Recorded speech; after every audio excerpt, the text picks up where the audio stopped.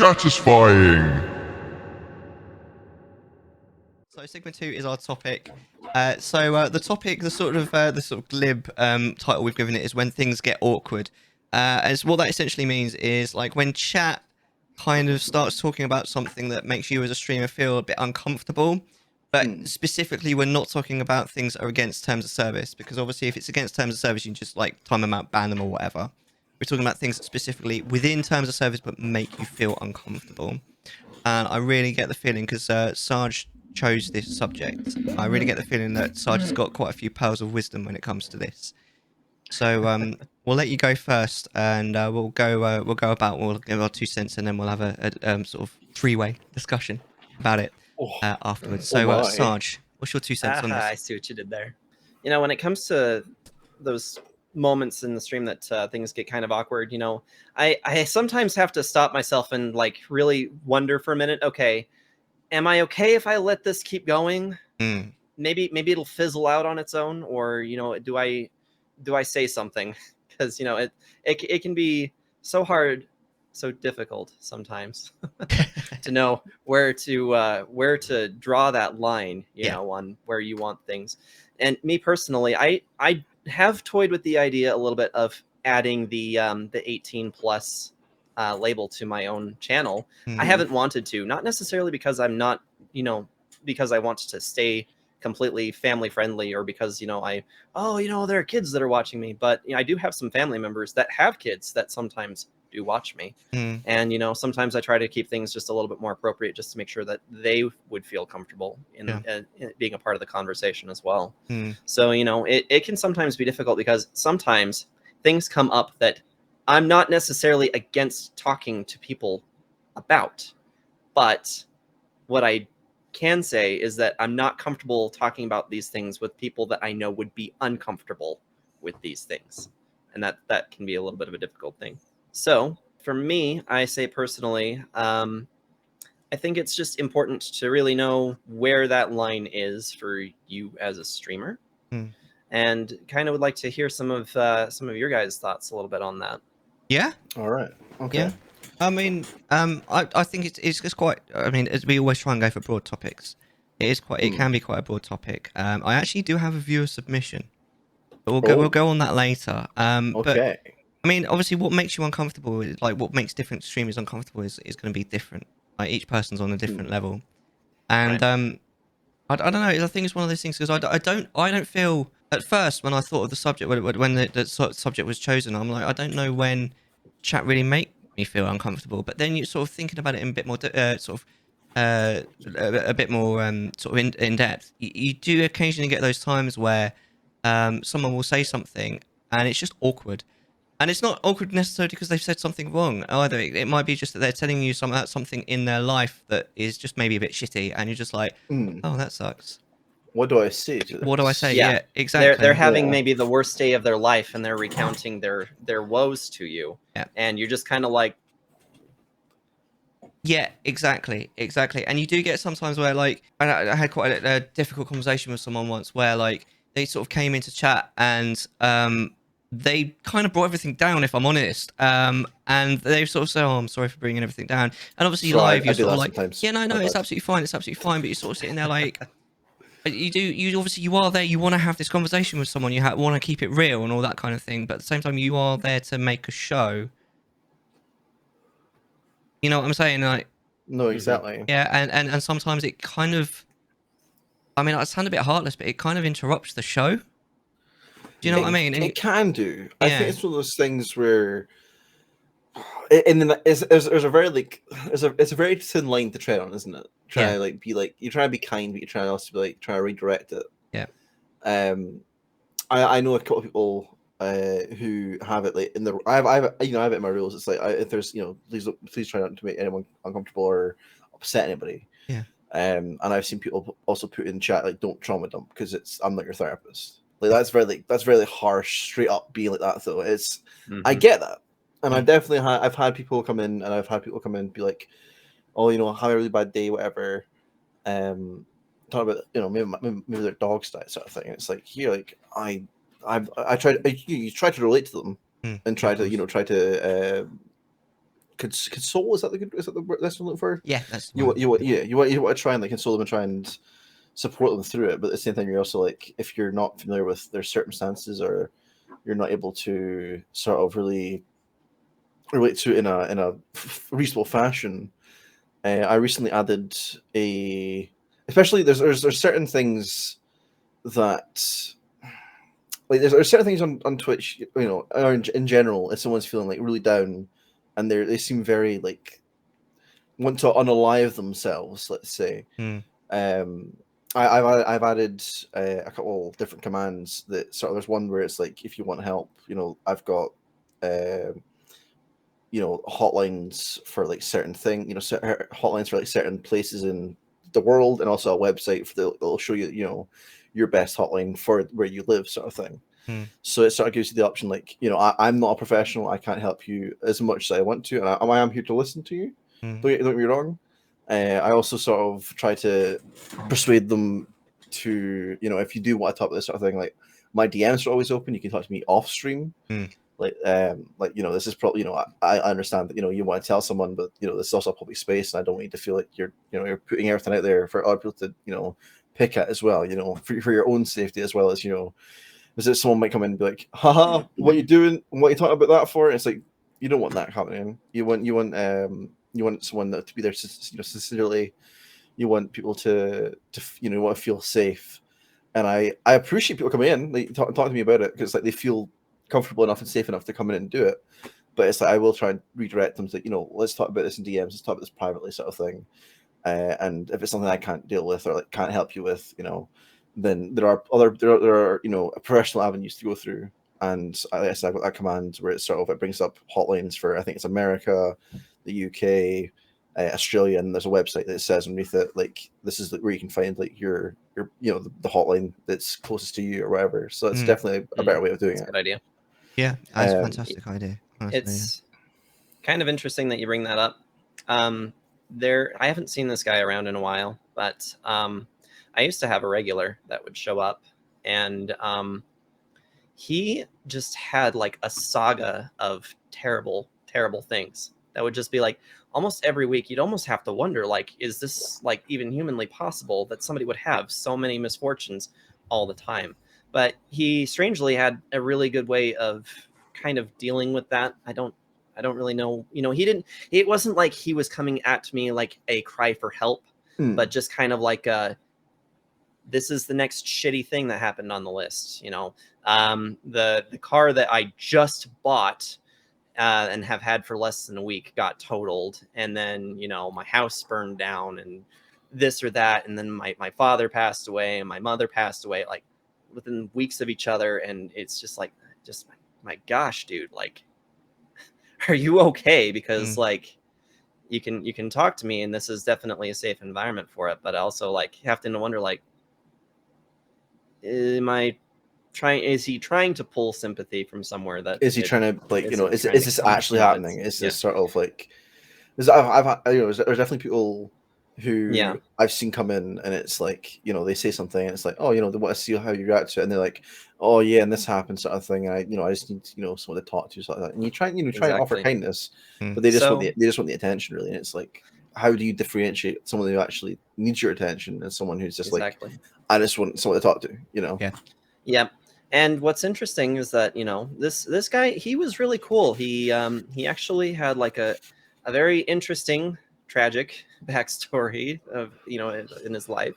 But you know, he came to the chat one day and was just really sincere in tone about, you know, about things, and said, you know what, Sarge, I'm so grateful that I encountered you, because on the day that I stopped in on your stream, I had all but given up.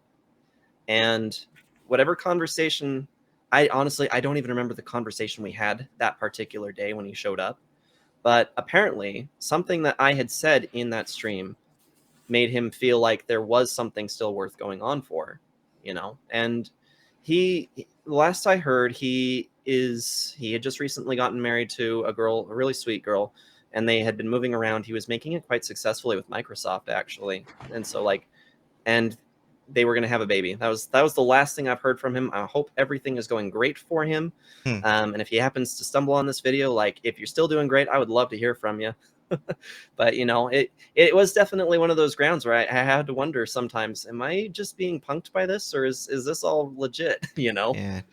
And you know, I feel bad because as a streamer, sometimes you act so guarded because you never know what's gonna come through that chat at you. Well, exactly. You know? That's exactly it, isn't it? My streamer friend that got me into this, I talked about her previously. She had somebody that was a little on the spectrum. You could tell just based off of interactions that they were on the spectrum. And you know, they were an honest part of the community for quite a long time. You know, from towards the beginning, almost as long as I had been around. You know, since before 100 followers.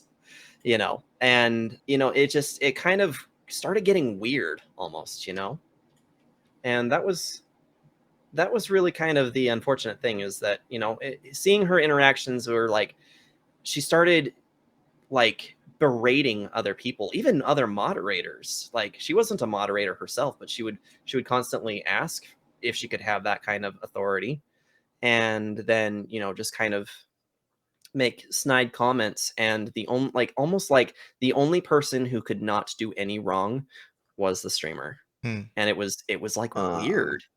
And you know, after a while, you know, I didn't have the time to really keep up on that community much anymore. So I still pop in periodically for them because, you know, I do care about what's happening there, and I am still a moderator there. But you know, I happened to notice one day out of nowhere that, like, inside the moderator chat on Discord, there was this discussion going back and forth about, you know, what to do with this particular streamer, and the moderator that she was being combative with periodically. It was just kind of like, you know, I had to go directly to my friend and I said, hey, you know, outside of streaming, like, what's going on with this? You know, and she says, you know, this got to be a lot more involved than it was supposed to, and making a lot of people uncomfortable. And unfortunately, we couldn't abide her company anymore. And that's a very unfortunate thing. And it's just so weird because, you know, you have people who hang out for so long that it's almost more difficult to address it, you know, because you're like, you've proved to yourself, to prove to all of us before, that you were completely capable of being a genuine good piece of this community, you know, but here you are making all of these decisions that have us, you know, kind of questioning, like, do we continue to involve you or what, you know? And that can be a very complicated thing. I think it's one of those things, especially when someone, like you said, obviously, when someone that is like so immersed in the community, and you know, they were able to be like, you know, very like functional part, and like a part of, you know, a meshed part, that when you do see them go, it is heartbreaking a little bit, because you're like, I had so many good times with this person, everyone had a good time with this person, and something has changed, and things, you know, it didn't stand to keep them about anymore, and it is sad, but it's like, you'd want everyone, you know, it's a tough call to make. Yeah. And when you do make that call, it will feel a little bit, there's a little part missing, but then, you know, that I hope, you know, you sort of have to hope that person is doing better somewhere else, and that you know, you're doing better yourself because of the choices you made. Yeah, absolutely. Yeah, it's all about balance. It's quite a lot about sort of community management as well. It's definitely not an easy answer the questions to answer on that particular sort of subject. But I suppose you got to sort of go with your heart, I suppose, and sort of thinking it through. I think when you're live, the best thing is like you guys said, is sort of like, okay, well, let's talk about it in DMs then, kind of thing, and then you can sort of move it away from you know, the public chat, and take it to a more private forum where it's maybe not interrupting the show quite so much. But at the same time, I mean, someone just coming in and saying, "Oh, I've not had a very good day," it's still part of chat. You know, it shouldn't be discouraged. I don't think it's only when it gets to a certain Absolutely level. not. I think that you should be able to come in the chat and be like, "Oh yeah, I'm having a good day." Yeah, of course. And you can go into detail about it, but if it gets to the point where like you're starting to like really like, it's starting to like take over the chat a bit more, it's like, right, should we put a pin in this a little bit? I think. Yeah. I think. I mean, I did just that to Mellar earlier. Yeah. Right towards the very tail end. You know, personally, I just wasn't having a great day, and I was just like, Mellar asked, I'll let him know. Yeah, yeah, No, exactly absolutely. it, yeah. But then, yeah, it does get to the point when I think it is up to the streamer to then make that call and be like, actually, you know what, X, let's talk about this in DMs later. Like, if you want to DM me, let's talk about it there. But there's actually there's another aspect to this, of course, because there's obviously being made uncomfortable by someone sort of maybe revealing more than they should, this kind of thing. But there's also the aspect of being made uncomfortable where maybe chat gets a little bit more like sort of inappropriate, sort of sexual. Good example just now. Thank you. And sort of how to sort of like sort of where you draw the line, how you handle that, and all this kind of thing. And I think Maury said quite an interesting thing earlier. Mod problem: should I drop the hammer or see if it fizzles out and rain on its own? Because as soon as you drop the hammer, people are probably going to get the hump. That's the problem. And dropping the hammer doesn't necessarily meaning actually like actually using the mod tools. It could just be like, just getting stern and be like, right, guys, we need to move on now. And I mean, I used to mod with Maury. It does get to a point, even if it's not particularly risque. Sometimes you get certain subjects that just like they're a little bit sort of they're just on the border, and you're like, okay, we'll see how it goes. We'll see how it goes, and it just gets to a point where you're like, okay, guys, that's enough now, no more. That's Dad Miller right there. And that's Dad Miller. And you've got to make those calls as the streamer, obviously, but sometimes as a mod, it is it's really hard to know the line, especially I'd say as a mod, because your line may be different from the streamer. Yeah, exactly. That's what I was thinking about. Yeah. If you're a mod, it's like, I'm not okay with this, but I don't. If I do this, and they're like, oh, why'd you do that? It's like, well, I wasn't comfortable. But it's exactly. like I think that in that situation where you're like, oh, I was comfortable, and the streamer was like, you know what, it's okay that you weren't comfortable. That's I'm glad that you did that. It's like I'd rather you're making sure that if you're not comfortable, then you sort that out. And if you're a mod, you can do that. One thing I think it is important is that if the moderator does make a bad call, is the streamer actually like calling them out on it while live is not ideal. No, exactly. Yeah. It's better to do it in DMs after the stream, or even during the stream if you have to. But I mean that kind of tap tap all that kind of thing. But yeah, it is. Don't look at me. I'm just doing something over here. I'm hacking in. We are totally still playing the game. Definitely. That is why there is no progress being made right now. Do you think there's universally awkward things for streamers? Because I have one thing that I find awkward.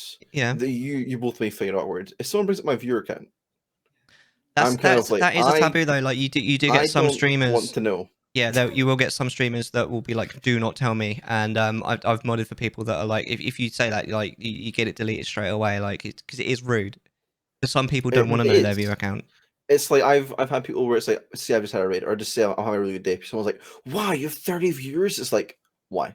Yeah, like I do keep an eye on my viewer account during the stream, but if someone called it out, I'd be like, "Yeah, but don't," kind of thing, Yeah, exactly. It's like I personally don't.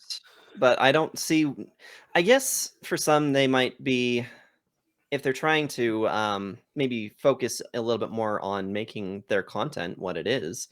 I know for some that the viewer count can be a temptation almost, like almost a point of anxiety, because if the idea is to try and get that number to go up as much as possible, you don't want to know where it's at, because when it goes back down again, because people that came in with the raid, you don't know how many you actually had. Yeah. And so the only way to know how many you actually had at any given time was maybe during the stream when you're looking at your streamer stats, if it's displayed on your dashboard, your metrics, or your email summary after it comes through, when you say, hey, here's your stream summary, and you get that breakdown and you can see where your averages were at, if people were coming or going, and so being reminded of that in the middle of a stream, I suppose, can be a little off-putting. Yeah, I mean, a lot of people don't want to see it, and that's why you can hide it. So at the end of the day, I mean, the Twitch very kindly provided tools where you can hide the view account for a damn good reason.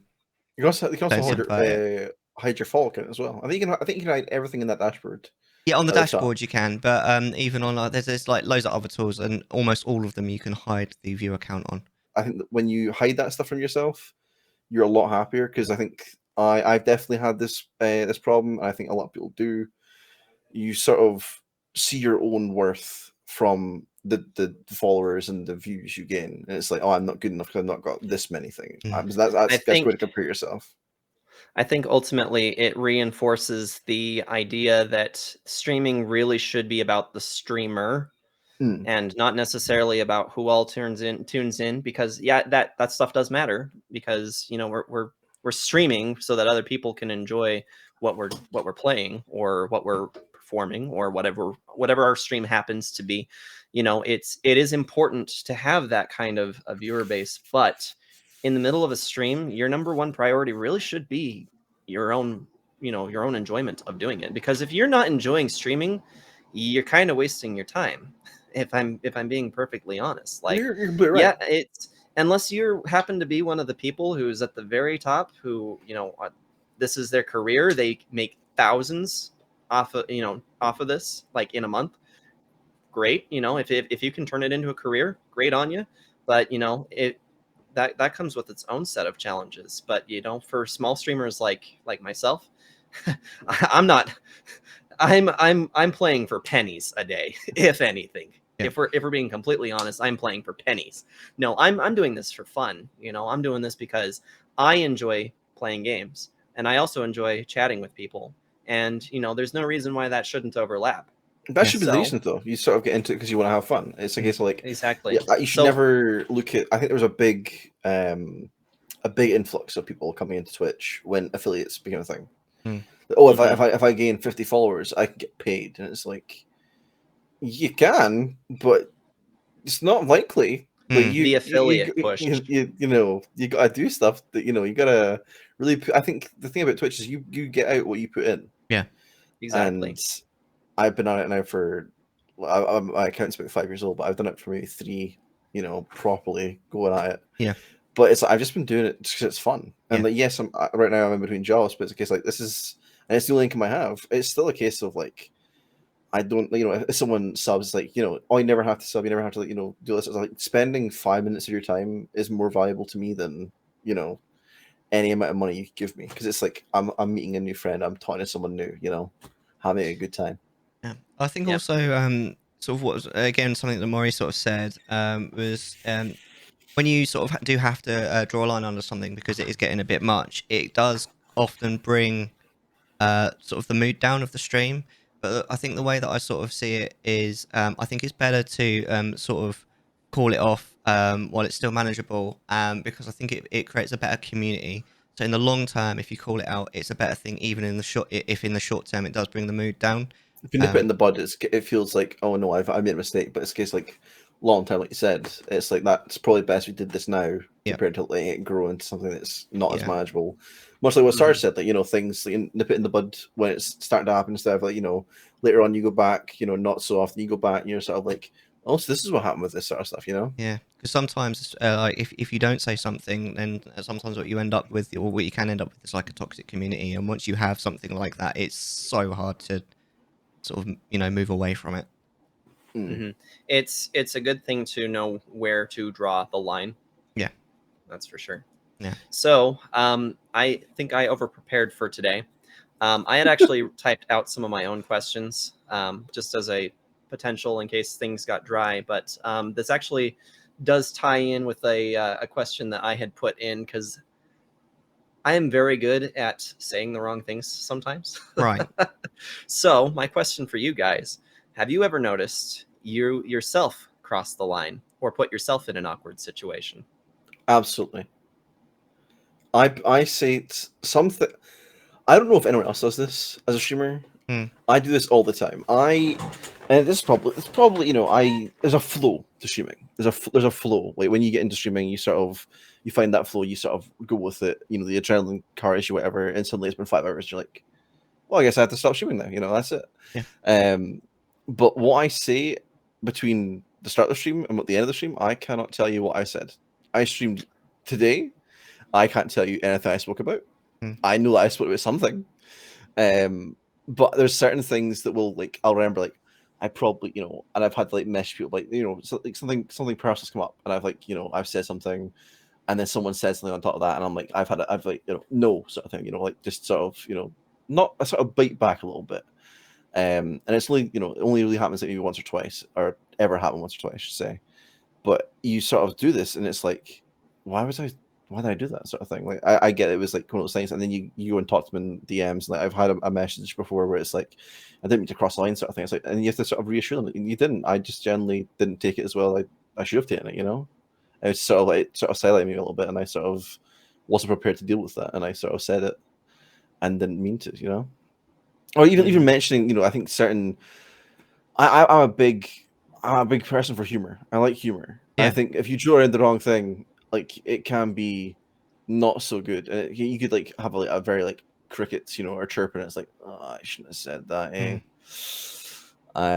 But That's it does even happen. harder to gauge because you can't hear what other people are actually thinking or saying. No, exactly.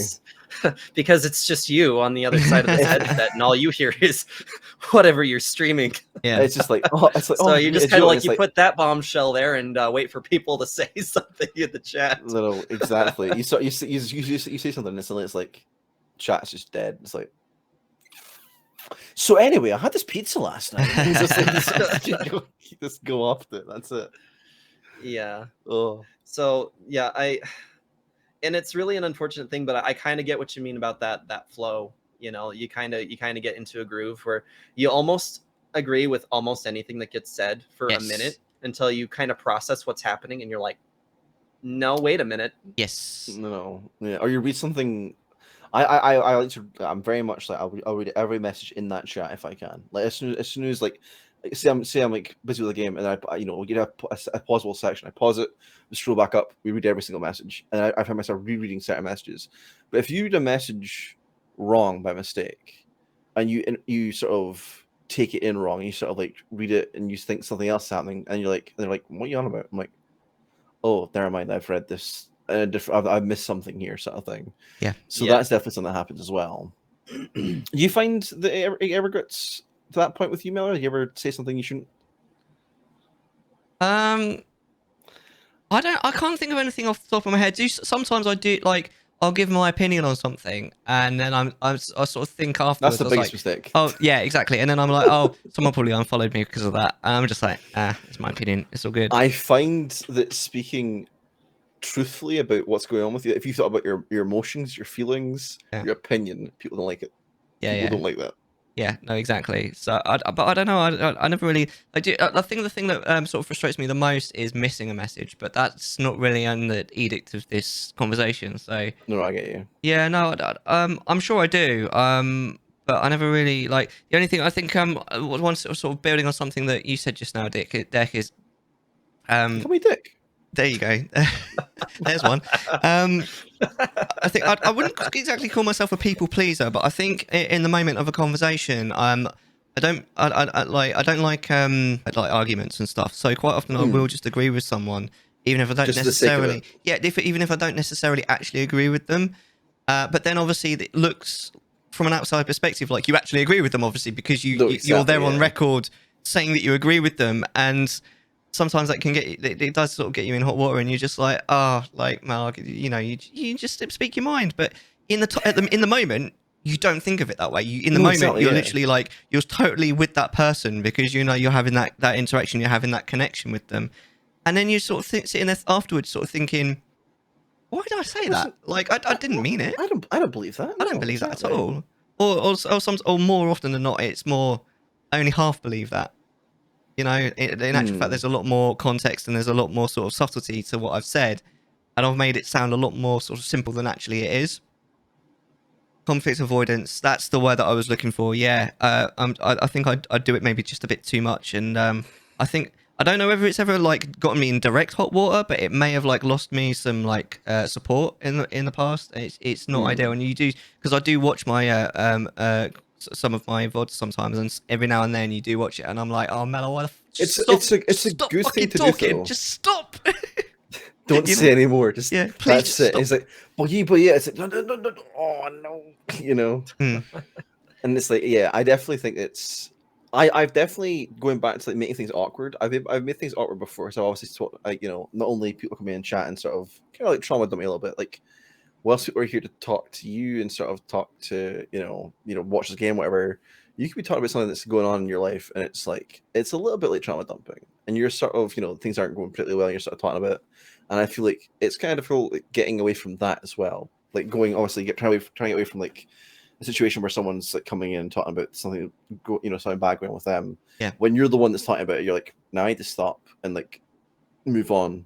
But then you sort of like remember something else, like, oh, on top of this, and like, no, I need to move on. This is that we've tried this out enough, Yeah, sort of thing. yeah. I mean, I think as a streamer, I think a lot. You do sort of, you go into your life, don't you? You sort of say, oh, this was what happened. There is a sort of, there's a line to be drawn where you say, like, you sort of give the facts, isn't it? And you say, right, this is what happened, and then you can sort of go, well, it wasn't ideal. I didn't like it. Move on. Instead Exactly, of like you say, sort of trauma dumping and sort of going into lots and lots of like minute detail, and all that kind of thing. And he didn't call me back. But there is one other aspect of this that I have to admit, even I didn't think of. So we've had for the first time on Chattisfying, we've had a viewer submission. This is episode 15, and basically the way this came about is I was chatting to Navelo recently, and Navelo is actually, he's been on the show before. Yeah, he was our first guest. He was episode 1, and he submitted a question that he quite often gets that makes him feel uncomfortable because he plays a lot of multiplayer games, like COD and Apex and this kind of thing. And people come in, oh, can we play together?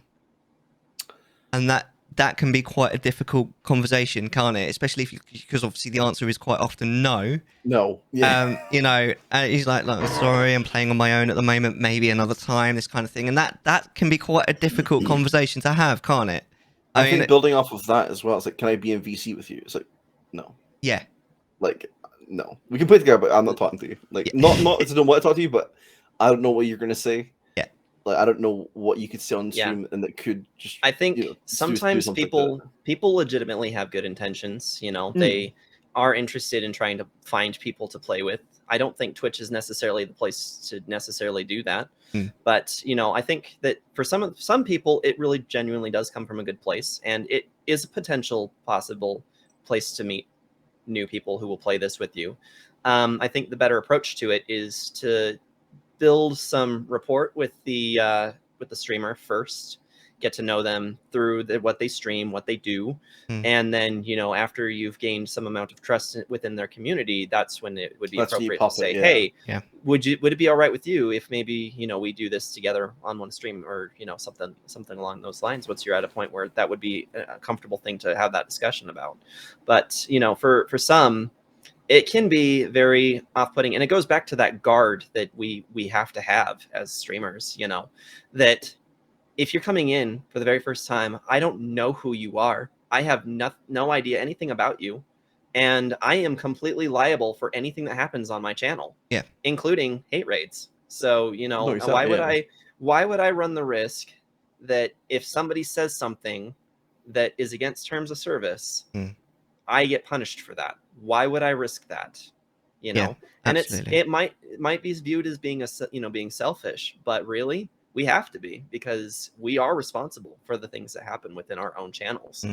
I have a really good way of getting around. Can I come play with you? And that is, I only play single player games. Yeah, I was going to say that as well. Yeah. Yeah, I actually did for the for when I do the NES and SNES classic stuff on Switch. It has a multiplayer function. Yes, I have within my my channel redeems, I have an option, can I play?